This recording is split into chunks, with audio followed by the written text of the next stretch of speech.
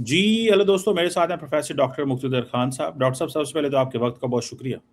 Thank you very much कमर साहब, और आपके सुनने वालों को मेरा सलाम, नमस्ते, सत श्री अकाल, वनकम। डॉक्टर साहब, सबसे पहले तो बात करना चाहता हूँ, इजरायली प्राइम मिनिस्टर ने आई थिंक फॉक्स न्यूज़ को इंटरव्यू देते हुए ये कहा कि जो जेडी वैंस ने कहा कि दुनिया में आप बड़े अनपॉपुलर हो और दुनिया में एक ही मुल्क रह गया जो आपको सपोर्ट कर रहा है और आपका पावरफुल अलाय है, तो वो अमेरिका है। तो वो कह रहे हैं कि मेरा अमेरिका नहीं है, इंडिया भी मेरा अलाय है।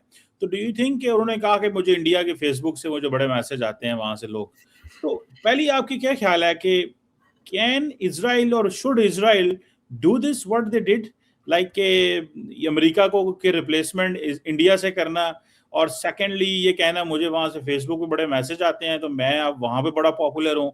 अमेरिकन ने क्या सोचा होगा, क्या कहेंगे, उनके ये दरारें पड़ रही हैं और इंडियंस तो बड़े खुश हैं कि हम वहां पे हैं। इंडियंस क्यों खुश हैं और इजराइल क्यों समझता है अपने आप को इस तरह?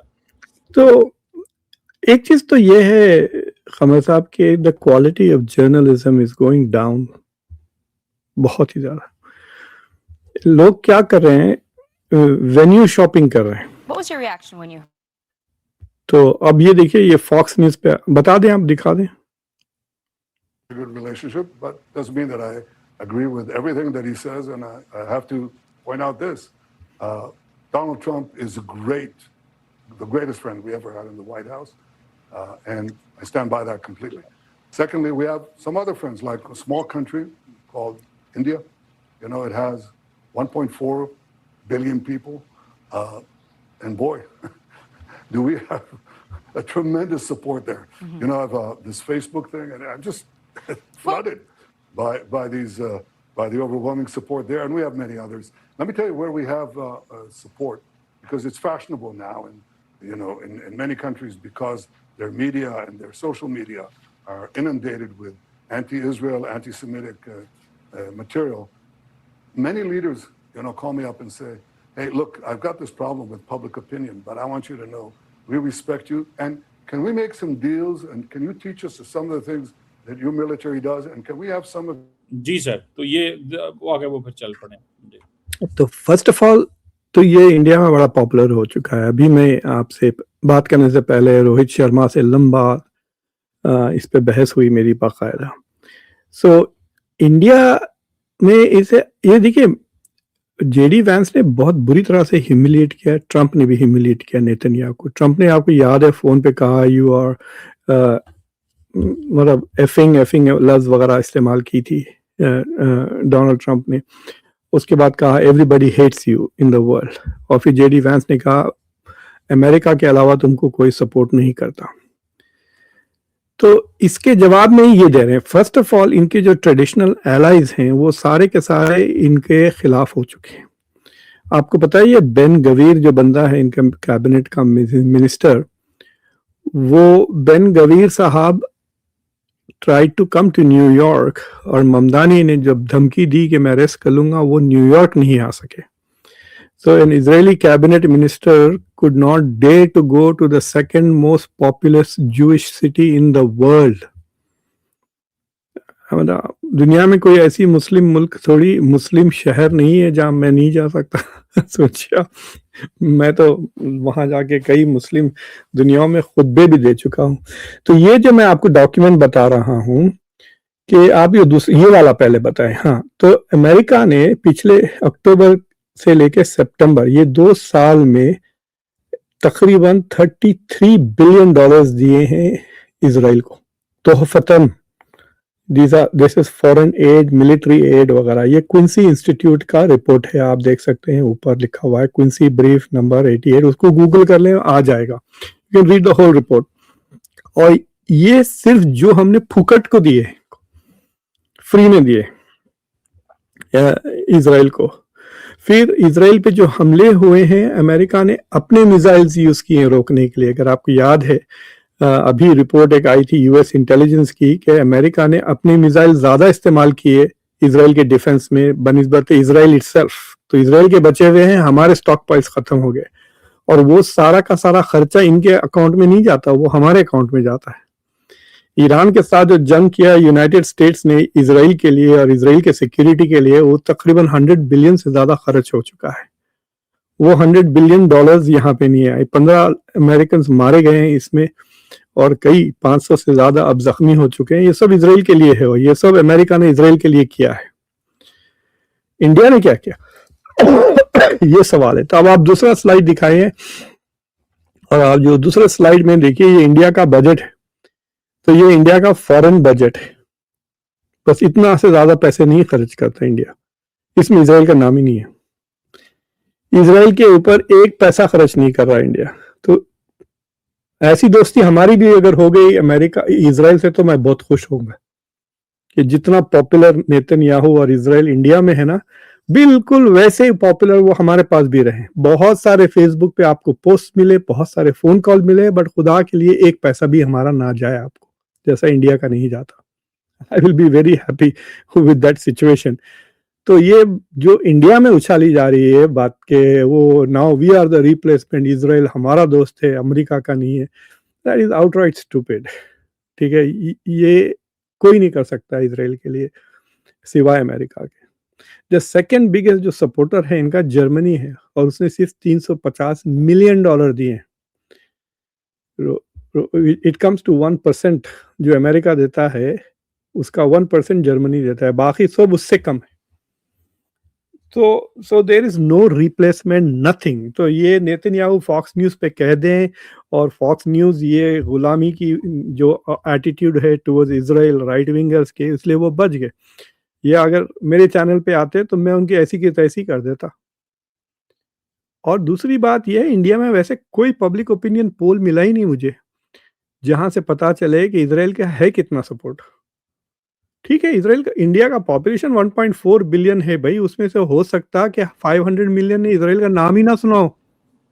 और बिल्कुल डॉक्टर साहब, लेकिन largely what is the main driver क्या है? फॉर इंस्टेंस, अगर आप इंडियन से पूछेंगे, वो कहेंगे जी क्योंकि हम कश्मीर और फलस्तीन के मसले को इक्वली देखते हैं। कश्मीर में हमें आर्म्ड रेजिस्टेंस का सामना है, इजराइल को भी आर्म्ड रेजिस्टेंस का सामना है। नहीं, वैसा नहीं देखते, because if that is the case तो आप उनसे पूछ लें, so you think that Kashmir is an occupied territory? अगर if India sees Kashmir like Gaza and Palestine, Gaza और पैलेस्टाइन को तो इंडिया भी ऑक्यूपाइड समझता है ना बाय इजराइल। हाँ, तो क्या इंडिया कश्मीर को भी, वो वैसा नहीं कहते, वो इस्लामिक रेडिकलिज्म के खिलाफ लड़ रहे हैं, ये ऐसा।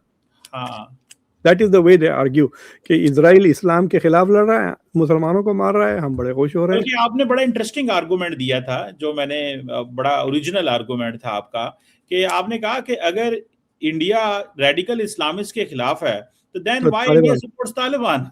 सबसे एक ही दोस्त है तालिबान इनके पास पूरे साउथ एशिया में।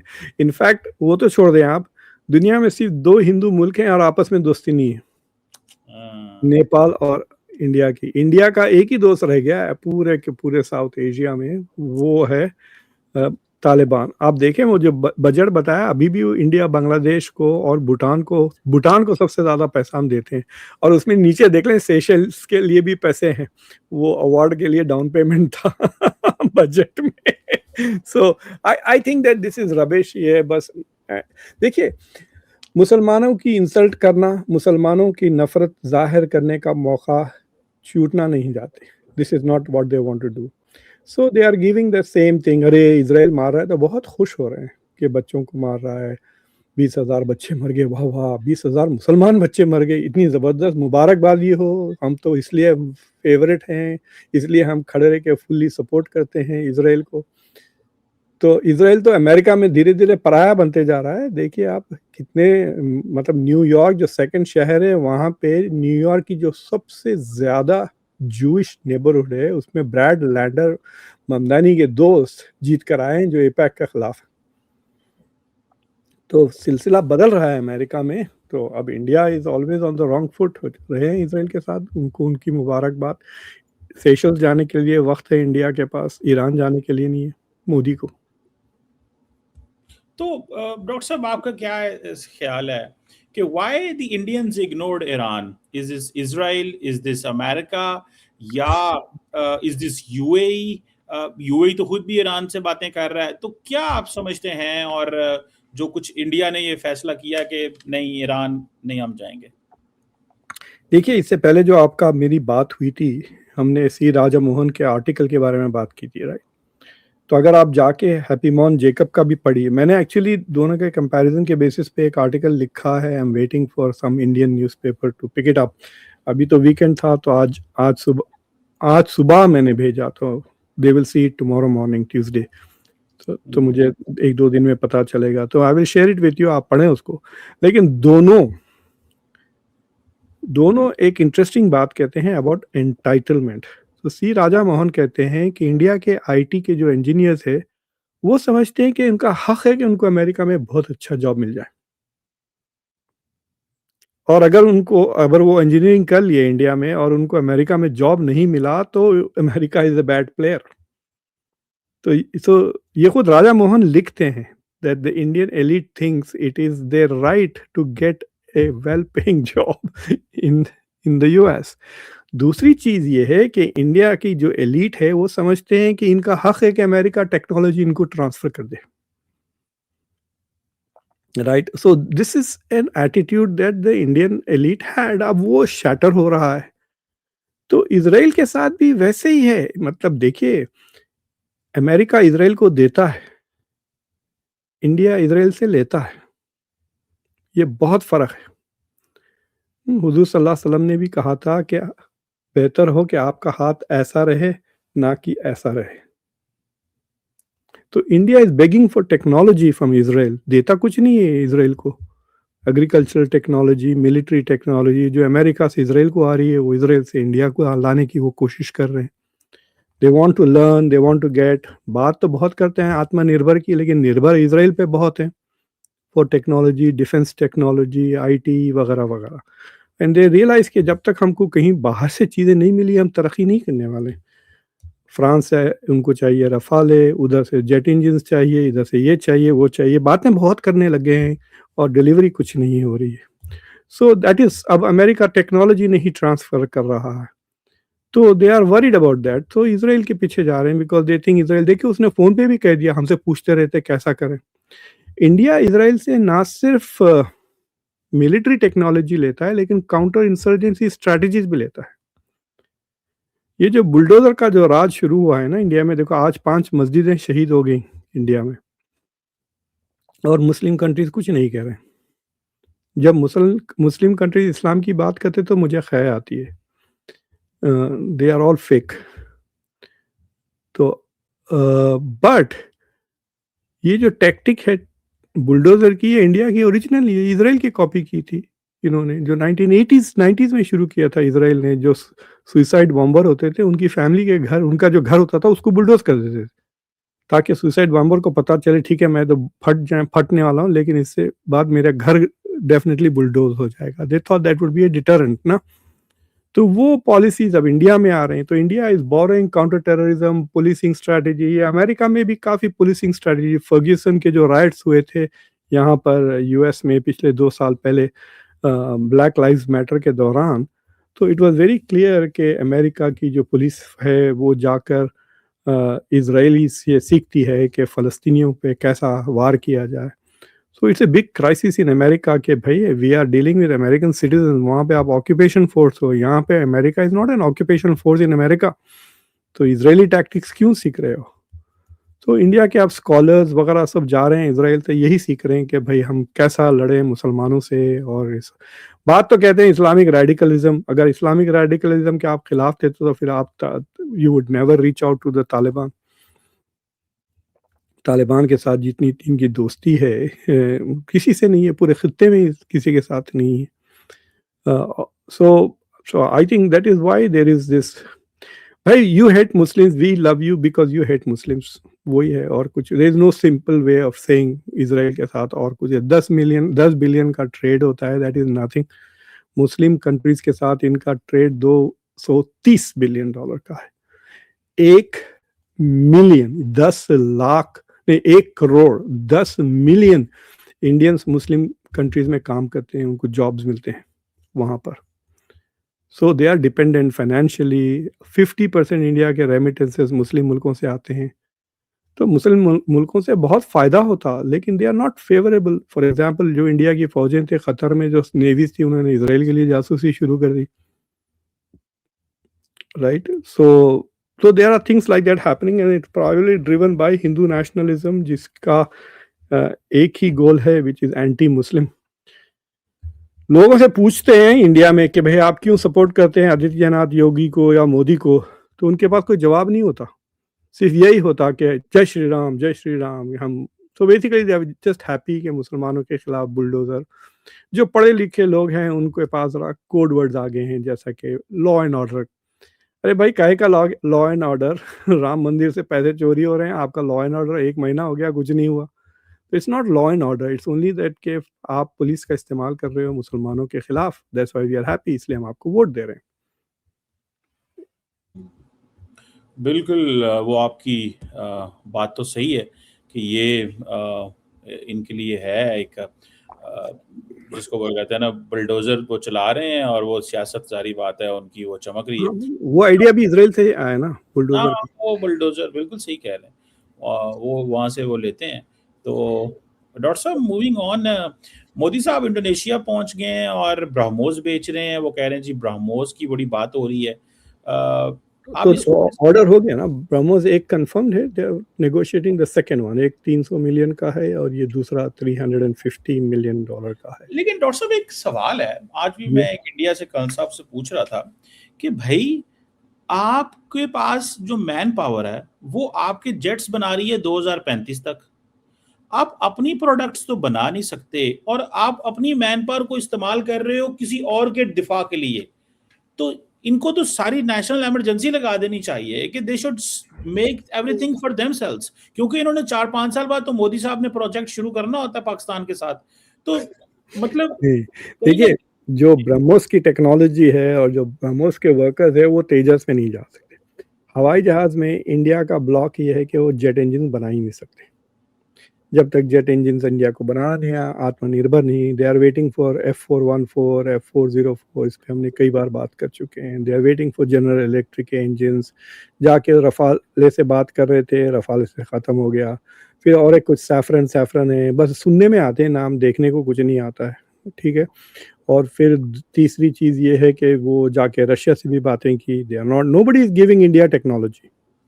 देखिए टेक्नोलॉजी क्यों दें, जैसा मैंने पहले भी कहा है कि अगर मैं टेक्नोलॉजी दे दूंगा तो एक आप बनाना शुरू कर देंगे, दूसरा आप जो है सो उसको बना के बेचना भी शुरू कर देंगे। जैसा ब्रह्मोस की जो टेक्नोलॉजी है दैट्स फ्रॉम रशिया, इंडिया बना रहा है, but the main gist of it has come from Russia. अब Russia profit, I don't know क्या है प्रॉफिट शेयरिंग ब्रह्मोस का, फाइनेंशियल अरेंजमेंट कुछ है, अगर उनको कुछ मिल रही है टेक्नोलॉजी के लिए, अगर उन्होंने नेगोशिएट किया है कि हमको 20% 10% इस तरह मिलना चाहिए, then maybe they are getting money, the Russian company. तो ब्रह्मोस का दूसरी चीज़ ये है कि वेपन, लेट अस से कि भाई आप पाकिस्तान में क्या बनते हैं, लेट अस से कि आप पिस्टल बना रहे हैं, ठीक है, अच्छी हाई क्वालिटी की पिस्टल, जैसा कि टर्क्स बनाते हैं आजकल बहुत ज़बरदस्त हैंडगन्स, राइट। तो वो हैंडगन आपको कितने में मिल रही है? अरे $700 में मिल रही है, ठीक है। अगर आप 10,000 उसको एक्सपोर्ट कर रहे हैं तो वो आपको डोमेस्टिकली 700 के बजाय 500 में पड़ जाएगी। So what exports of weapons do is they subsidize your own. जैसा कि F-16 है, F-16 बहुत सस्ता जहाज है कंपेयर टू द यूरोपियन जहाज, राइट। वो इसलिए सस्ता है कि अमेरिका हज़ारों में बनाता है। इंडोनेशिया के पास भी F-16 है भाई, 2 या 3 हज़ार बेच दिए हमने, एक्सपोर्ट किए हुए हैं F-16। तो उससे क्या होता है, जो फिक्स्ड कॉस्ट होती है ना वो गिर जाता है, जिसके वजह से the average cost of an F-16 becomes less for America.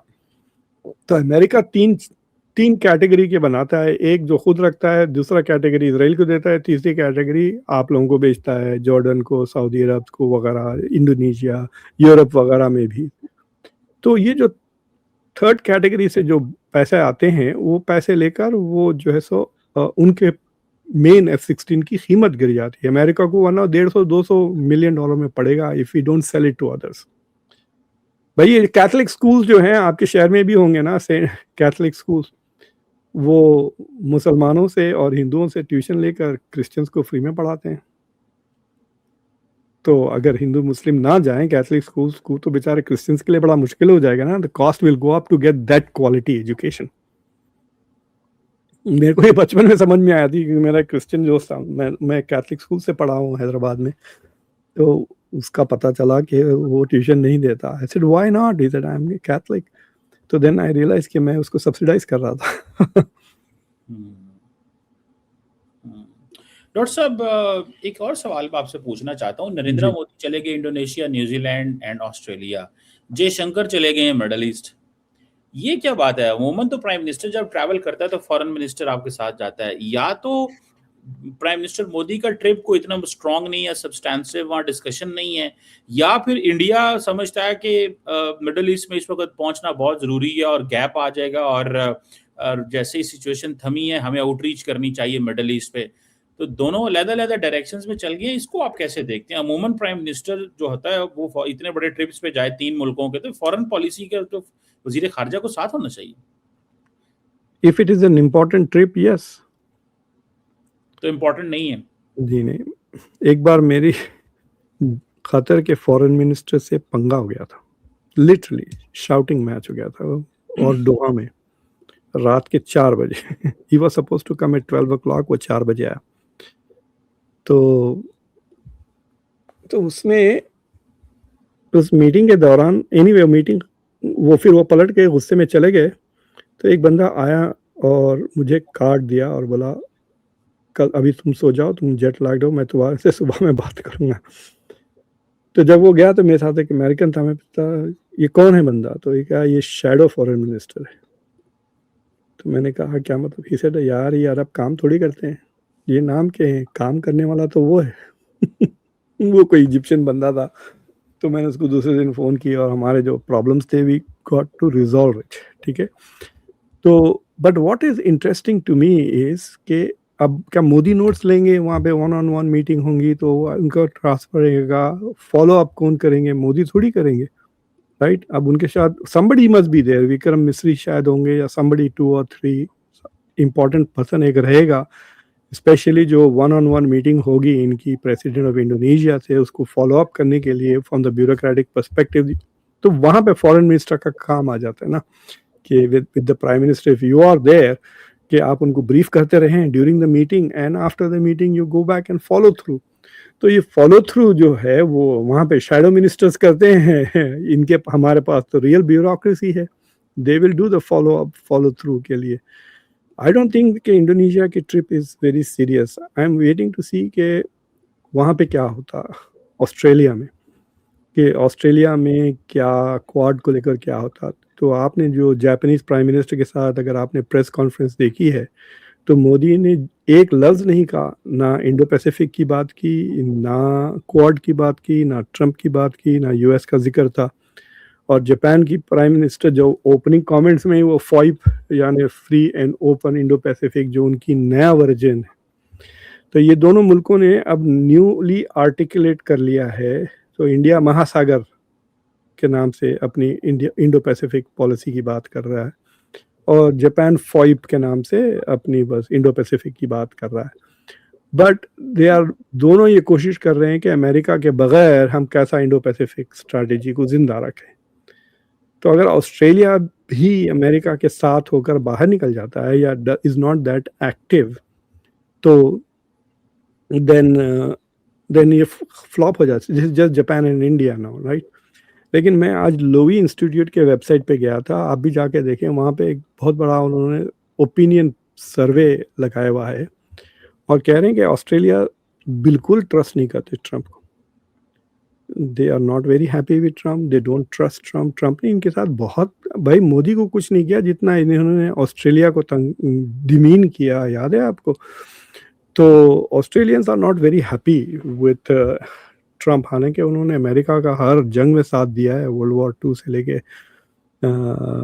यहाँ तक के they were involved in Iraq war also Australians.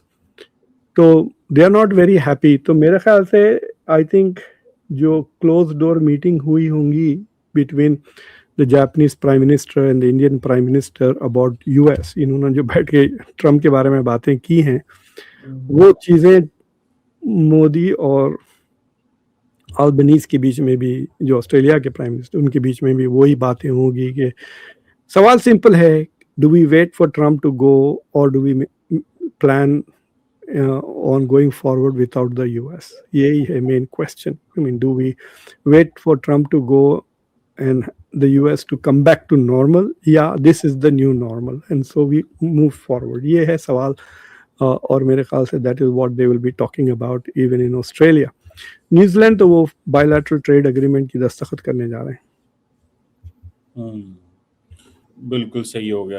Doctor साहब घर से भी दूर रह रहे हैं बिकॉज घर में गड़बड़ चल रही है, तो ही इज अवॉइडिंग। 1 महीना हो गया, he is not said a word about the Ram मंदिर में जो चंदा चोरी हुई है हजारों करोड़ की, वहां पे बीजेपी की डबल इंजन सरकार है। और अयोध्या इज पार्ट ऑफ, मतलब ये तो इनका मक्का है ना भाई, तो कुछ नहीं बोल रहे हैं। भारत क्या कहते हैं इनको कहते हैं हिंदू हृदय सम्राट, यानी ये हिंदुओं के जिगर के शहंशाह। That is the Urdu translation. तो ये चुप बैठे हैं क्योंकि इनके ही दोस्त सब चोर निकले, आरएसएस से लेके बीजेपी तक। वो सारी वाले इनके पार्टनर्स हैं, दोस्त हैं, अब उनको छेड़ेंगे तो वो दो खिलाफ हो जाएंगे और वो माहौल खराब होगा। नहीं, ये जितना छेड़ेंगे वो इतना बड़ा दे वांट। देखो इंडिया में, India is becoming the exact opposite of विश्वगुरु। They are becoming increasingly dumb क्योंकि they are only listening to गोदी मीडिया और कोई दूसरा पर्सपेक्टिव ही नहीं देख रहे हैं। ठीक है, सो फॉर एग्जांपल आपको पता है जब India became from 4th biggest economy to 6th biggest economy, सबसे पहला शो मैंने किया, सबसे पहला आर्टिकल मैंने लिखा उस टॉपिक पे। आप जाके देखें, कुछ और ज्यादा नहीं मिलेगा आपको, क्योंकि बात ही नहीं करते वो लोग। They are pretending that it didn't happen, which is not true. क्यों हुआ वो तो और दूर की बात है। तो इस तरह की सीरियस बातें नहीं होती इंडिया की मीडिया पे। और ये बस यही कि मोदी ने उतरते नाच गाना देखा, वो नाच हो रहा है, ये नाच हो रहा है, अभी जाके बोल रहे हैं हम सिविलाइजेशनल बातें करेंगे। भाई 2% भी नहीं है हिंदू पॉपुलेशन इंडोनेशिया का, इट्स 97-98। वहाँ पे भी बहुत रेडिकल इस्लाम का बहुत प्रॉब्लम है। राम माधव कई सालों से कोशिश कर रहे हैं to build relationship between BJP RSS and जो नाहदा जो उनका बड़ा इस्लामिक ऑर्गेनाइजेशन है। तो he is been building, but it doesn't mean के इंडोनेशियंस जो 250 से ज़्यादा 280 मिलियन मुसलमान हैं वो इस्लाम छोड़ के they will go back to Hinduism to become India's friend. मतलब ये उनकी साजिश, ये इनकी सिविलाइजेशनल स्ट्रेटजी है। अगर इंडोनेशिया में एक भी समझदार अक्लमंद आदमी है, अगर एक भी है आधी आईक्यू वाला भी, तो उसको समझ में आएगा कि ईरान के बारे में भी ऐसी सिविलाइजेशनल बातें करते थे कि हमारे सिविलाइजेशनल ताल्लुकात है ईरान के साथ, वाला फलान फलान, और ईरान को तो धोखा दे दिया हम, इसराइल के साथ हो गए, राइट। तो फिर ये इंडोनेशिया का क्या साथ देंगे? क्यों? Why would you assume that India will stand with Indonesia in any matter other than India को पैसे आए, इंडिया को इन्वेस्टमेंट्स आए।